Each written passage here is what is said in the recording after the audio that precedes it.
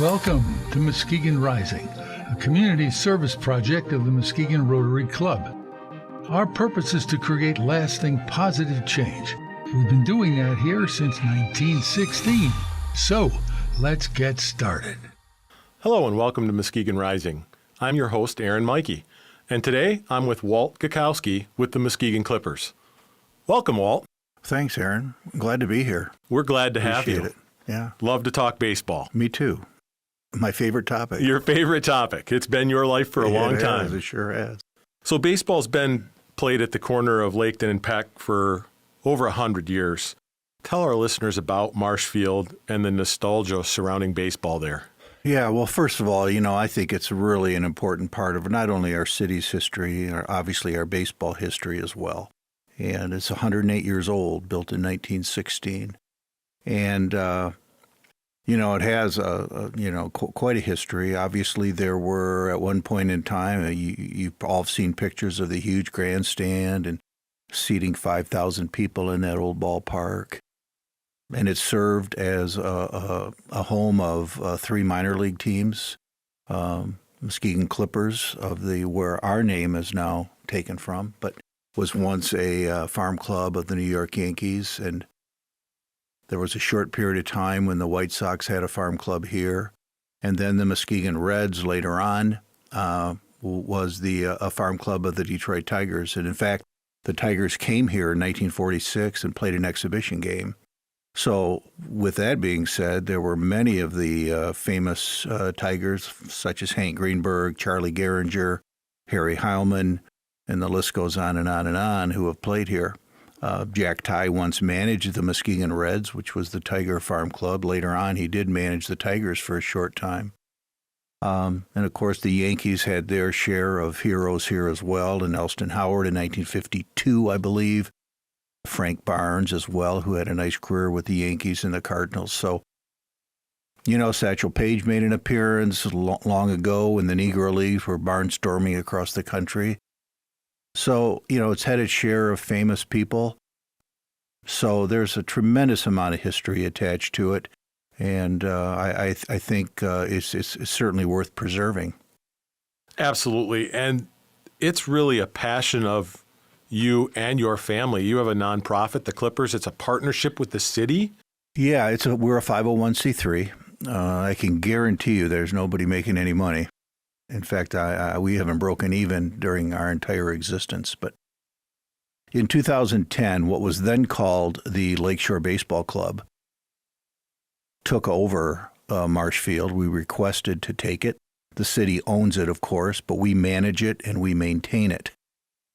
And that occurred in 2010. The field had become, let's say, in disrepair. I mean, it was not in very good condition.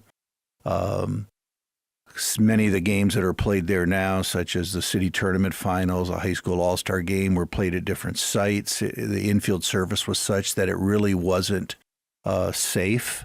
And no fault of the city. They just didn't have the funds or the manpower to care for it. And you know that baseball fields are high maintenance. So 2010, we did that, and we have put a considerable amount of money with the help of the city, with the help of local businesses, and through some personal savings, almost $300,000 into the ballpark. We put an entirely new infield in. There are now aluminum bleachers replacing the old wooden bleachers. We expanded the dugouts. The original dugouts are still there, but we bumped them out. We added a deck for larger groups, and the list goes on and on and on. But obviously now it's very playable. The surface is ideal, even though it's a grass surface, and the trend is towards synthetic turf, but the game was meant to be played on grass. So that's a little bit of the history, and this has become for us simply a family endeavor. I mean, I tell people all the time that we're a mom and pop organization. My brother kind of sits at the top of the pyramid, my brother Pete. I was the coach for the first 6 or 7 years of our existence. Now I've stepped back and serving as the, quote, general manager, which may sound impressive and glamorous, but the reality is I I clean dugouts and I empty trash and I try to generate sponsorship money and whatever needs to be done. My chief responsibility is to put the roster together. And that can be a complicated and time-consuming job, but that's most of what I do. My wife is one of our beer sellers. My nephew is the groundskeeper. My niece handles a lot of the finances and odds and ends. My sister-in-law does a lot of the work with the volunteers. So every night at Marsh Field is a family reunion. It feels like we got nieces and nephews running around, and being a 501c3, it's just it truly is a passion and a labor of love, I guess. Although there are days, I'll admit, when it feels like labor. Absolutely. Yeah. Raking the field and picking up trash sounds like labor to me. Well, somebody has to do it, and we operate on a shoestring, so we're trying to get it done and do it right with as many volunteers as we can. Well, not being from this community, I drive by Marsh Field almost every day on my drive to work, and it is absolutely spectacular. It's a beautiful icon in this city. Yeah, there's a certain charm to it. Obviously, the goal long-term would be to modernize it. If you look at some of the concrete work, it's starting to deteriorate, disintegrate, actually. The dugouts are badly in need of repair, replacement, actually. So there's a number of things on our agenda we hope that we can do over the next year or so and try to make sure that ballpark remains playable and a great place to visit for generations to come. Absolutely. And I've got some other things I want to talk about, but you brought up the concrete, and you're doing some fundraising right now, and I think you're about to wrap up for a mural that's going to be painted. Yes. Do you want to talk about that a little bit? I do, and that was just something that Judy Hayner, I don't know if you're familiar, you probably are with Judy. I just met her a few months ago, but she's been what a lady she is, and I've come to be really impressed by the work and her passion for Muskegon and for the arts. And I'm not necessarily an artsy guy, to be honest with you, but Pete and I have both served on the committee. And I believe the organization is the Institute of Public Art. I'm not exactly sure if that's correct. But nonetheless, there is going to be a mural on the north side of that big garage. It doesn't sound spectacular. You're going to stick it onto a garage. But they did commission an artist out of Chicago that did some of the murals downtown, I understand. And it's impressive. I've seen a mock-up of it. It's very large, and it's going to depict the history of Marsh Field and many of the players that have played there. So that's going to go on the north wall. And then there are also going to be large portraits, quite large, in a baseball card sort of format, depicting some of the famous people that have played there, and those are going to be placed around the ballpark as well. And they're sharp. I think people are going to be impressed by what they see, and I think it really enhances the corner of Peck Street and Laketon Avenue, and it depicts people from way back when, to the modern day, and who have played at that historic ballpark. So really excited about that, and hats off to Judy and her work in getting that done. We're going to dedicate it on July 13th. It's going to be a ceremony at 6 o'clock. There is a game that night, so there'll be more coming out, but it would be wonderful to have people come out and see the dedication, and see the fruits of her labor. I did very little other than offer a suggestion or two. So as much as I'd like to take credit, I can't. Well, it takes a village. And yes, of course, as a 501c3 not-for-profit, donations are still being accepted through the Community Foundation for Muskegon County. Yes, they are. And I believe that we're close to the goal, very close, but I would always welcome additional help. Absolutely. Absolutely. And so write those checks, make those donations online. Absolutely. So you mentioned that you recruit players for the Clippers. How do you go about that? That's probably the most often asked question that I get. How do you come up with these guys? And there are a number of ways that it happens. What occurs is that over the years, I have built relationships with many of the college coaches. For example, Western Michigan University has been great to us, and their head coach Billy Gernon and their assistant coach Corey Mee generally get a hold of me each fall, because I start this process in September, October, just as their fall baseball, which is a 6-week period of time, winds up. And as Billy Gernon has told me, I will give you my 4 best freshmen every year. So he'll give us 4 players, and that's all that I can take from a Division I program. Can't exceed 4 by league rule. So that's one way that I do it. Michigan State has been really good to us. And Andrew Stone, who's an assistant there, and Graham Sykes, who's an assistant there, will typically call me and say, listen, I got a couple of kids, would you take them? So this year we got 2 pitchers from Michigan State. Saginaw Valley is another one that I have a good relationship with. Their current coach was the former pitching coach at Western Michigan, and we had a long history with Western. So when he went to Saginaw, he was anxious to send some of our kids here, his kids here. So we've got players from Saginaw Valley, which is really a D2 program that is on the up, and they're up and coming. They won the GLIAC this year, and he's done a great job recruiting and developing players. So that's one way that we do it. And honestly, after I get those kids, I kind of build around them. They have traditionally been our core. And then there are a lot of colleges where the kids are actually told where they're going. Okay? You're going here, and you're going here, and you're going to this league. And there are others that are so-called free agents. So the kids look for themselves. And I think I take it as quite a compliment, because when we have kids here and they have a good experience, and then they go back to their respective schools and they tell their teammates, listen, I played in Muskegon last summer and I had a blast. It was really fun. It's a good place to play. And so I'll get kids just calling me too and saying, hey, do you have an opening? I'd like to come to Muskegon and play. So sometimes that happens. There's also, through our league website, some kids that are looking for a summer placement. We'll put something through the website, and I'll get that, and I'll contact them.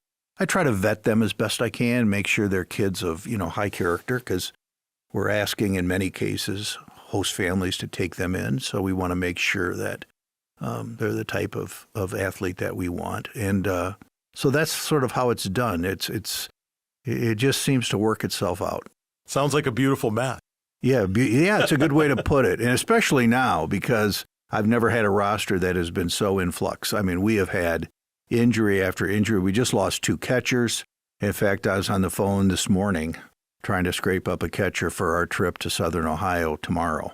So it can be tricky when you have unexpected injuries, and this year especially, it's been tough. We've had a lot of kids hurt. So we manage it. So good. You mentioned host families.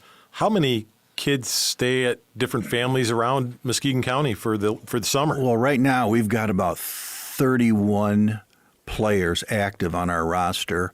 I would venture a guess, I don't have it in front of me, but I would say we probably have 8 or 9, maybe 10 host families. Some families will take multiple players. Sometimes I think what they have told me is that it's a little easier to have 2 players than it is 1. And then a lot of the kids, especially if they're from the Grand Rapids area, they may commute. A lot of them commute. We've got players from Zeeland. We've got players from Grand Rapids area. So that helps us, because sometimes it's difficult to find host families. Unfortunately, we're not able to subsidize them. But without those folks, we couldn't do it. I mean, they open not only their home but their heart to these kids for 2 months, and God bless them, because we just couldn't do it without them. That's amazing. Yeah. It really is. Yeah, it's tremendous. So we're just thrilled that those people are part of our organization. So what makes the Great Lakes Summer Collegiate League so special? Well, there are 51 collegiate leagues around the country. I get that question a lot too. And the most famous of all, of course, is the Cape Cod League. This Your happens shirt. to be a T-shirt from Chatham, right? One of the teams in the Cape Cod. That's where the very best players in the country go. And that place is full of pro scouts, and that's anybody is in Cape Cod. And then from there are leagues that have higher reputations. The Northwoods League is one, which is in this particular area. That's where Traverse City and the Kalamazoo Growlers and the Battle Creek Battlejacks, and now the Royal Oak Leprechauns all play in that. That's got a reputation as being a step above the Great Lakes League. They play 72 games. It's a for-profit league. We've only played, this year only 36. Most years we've played 42. So I would say when we look at those 51 leagues, the Great Lakes League is sort of in the middle. And what I like about the Great Lakes League is I think the number of games is about right. I mean, I don't think, kids need to play more than that. That's my personal feeling. I mean, they've come off a spring season where they have played 50-plus games. Prior to that, they've spent the winter conditioning in the weight room. Prior to that, they went through 6 weeks of fall baseball. And when they finish here, they're going to move back into fall ball at their respective schools. So it is a grind. And what I don't like about the Great Lakes League is the amount of travel that we have. I mean, we're an outlier being in Western Michigan, and our closest trip is about 3 hours. So, and that's to Spring Arbor, near Ann Arbor, where the Michigan Monarchs play. But we're traveling to Lima, Ohio, Salina, Ohio. The last 2 trips are the worst. I mean, we went to Hamilton last weekend, and Tuesday morning we'll get on a bus and we'll travel to Southern Ohio, Copperheads, which is Athens, where Ohio University is. That's a long haul. So it's a grind. It's grueling. I know when the kids got back from Hamilton last Thursday, they walked into their homes at about 4 o'clock in the morning, got some sleep, and they were back at the ballpark at 4 to set up for BP and stretch and throw, and we hit at 5. So, and part of the goal really, Aaron, is to give the kids as close to a minor league experience as we can. So they're spending a lot of time on buses and in hotels, and it's a grind. And I can tell you, doing it for 6 or 7 years, it wore me out. I bet it did. Yeah. Some long road trips. Yeah. You get tired. I mean, I'll be honest, and I've told the kids this. There were days when, I'd go out in my driveway and look at the skies and do a little rain dance. Hope that we had a cancellation because, you get, as much as I love the game, there are days when I just want a day away from the ballpark. Yeah, lots of naps on the bus, I would imagine. Yeah, and it's not the most comfortable place to sleep either, as you probably well know. But yes, sir. So what does the future hold for Marsh Field? I mean, it's 108 years, and what's the next 100 years for Marsh Field look like? Well, that's a real good question, and we have talked about that a lot, our group, and it's not just Pete and I mean, his family members, and Tim Lipan has been an integral part of our organization. Not only does Tim do the PA, but, he has a real feel and sense for marketing. He's pretty well connected to the community and so on. So there are a lot of people who are helping. I don't want to leave anybody with the thought that it's somehow just my brother and I, because that's not true. But anyway, our plan is to modernize that ballpark. So we have hired an architectural firm some time ago. We've had a lot of conversations with them. We've looked at various plans, drawings. We're still awaiting a final drawing, something that we could actually get construction bids, and we could display at the ballpark so that folks could see what a new Marsh Field would look like. We try hard to maintain the history of it, but at the same time, everything has to change. I mean, one of the saddest days in my life is when they took the wrecking ball to Tiger Stadium. That was hard for me to swallow, but, it sort of had to be done.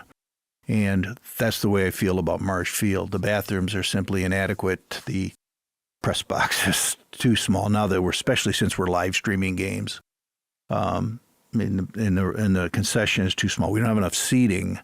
Dugouts are a maintenance nightmare, and they're way too small, and they're disintegrating before our eyes. So, all of those things, and and plus, you want a ballpark, I think, in my opinion, that has some curb appeal and something that that the community can be really proud of and will last for generations to come. So that's the next goal. Now, how we pull that off, I am no expert at capital campaigns.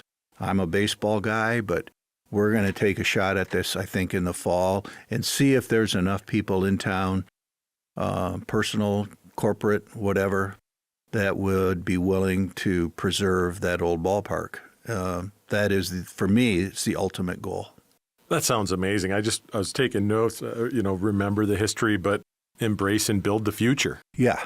Or else it'll collapse in front of you and disintegrate, right? So we need to invest in it. Yes, we do. I mean, the fencing is not in very good shape. And, I just think I've never been one that is comfortable with mediocrity. I mean, and I like to think of myself as a bit of a visionary. I see what could be. And while I'm really proud of what we've done and what we have, this is not a complaint or a criticism. I just always look to take a step forward, make it better than it was before.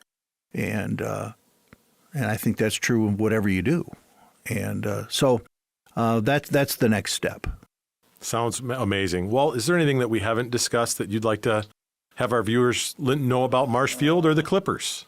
No, I guess what I would say to them is if you haven't been to a ball game, give it a try. I think for the Muskegon area, we have so many opportunities for summer activities, things to do. This is just one more menu item. And if you came to Marsh Field, you watched a ball game, the amount of fan engagement that we have, we sell adult beverages. People come and they enjoy it, they love it. And I would encourage people, to give us a try. We used to say that it's the most fun you can have for $5, and the reality is now prices have risen to $7, but it's still the most fun you can have for $7. And I think they'll enjoy their time there. It's quality baseball. It's not a bunch of old timers like me trying to play. It's quality baseball. These are young kids who aspire to play at the next level professionally. We've had some people play professionally. I just would, on a side note, I might be off topic here a little bit, but recently a young man named Blake Dunn, who played for us 4 years ago, was last year the minor league player of the year for the Cincinnati Reds, and he was brought up to the big leagues. So Blake's one of our alumni who is now in the big leagues, and we're really proud of that. We have Jacob Bushberger, who played for us, who's in Double-A with the Cardinals. We had a young man named Ryan Doro, who played for us, who had a cup of coffee, I guess, as we say, with the Texas Rangers, but was in the big leagues for a short time. He's now the head baseball coach at Hope College. And there have been a number of others. Ian Leatherman is in Class A baseball with the Tampa Ray Devil Rays. So, we've got kids that have advanced, and we're really proud of that. And I'd like to think that, maybe we played a very, very, very small role in that. But it is quality baseball. It's economically friendly. It's family friendly. We have a little league team come out every night. They shag balls during BP. They hang around in the dugout with the guys before the game. They collect autographs. They run out for the national anthem with them. So it's just been, I think, a great experience. It's growing. Our fan base is growing. We're becoming a little more known, and I would encourage people to give us a try. I don't think they'd be sorry. Wood baseball bats and natural grass for baseball. Yes, wood bats. What could be better? And that there's nothing like the sound of that. So we've got some exceptional players this year. And we've got some injuries right now, so we're a little bit struggling. We're 5-4 through the first 9 games, but if the season ended today, we'd be a playoff team. So we'll put it together here in the coming weeks. I'm pretty confident. Our coaching staff is phenomenal, and just excited about what's to come, not only for the Clippers, but for Marsh Field and for the young people who love the game of baseball. And I think we do it for the kids. They deserve the best, and we ought to provide them with what we can. Well, we appreciate that, Walt. Yeah. Thank you so much. You're very welcome. Well, thank you again, Walt, general manager, dugout keeper, and everything else at Marsh Field. Trash collector. Trash Forgot collector. that, yeah. For the Muskegon Clippers. So thank you so much for listening to Muskegon Rising. Have a wonderful day.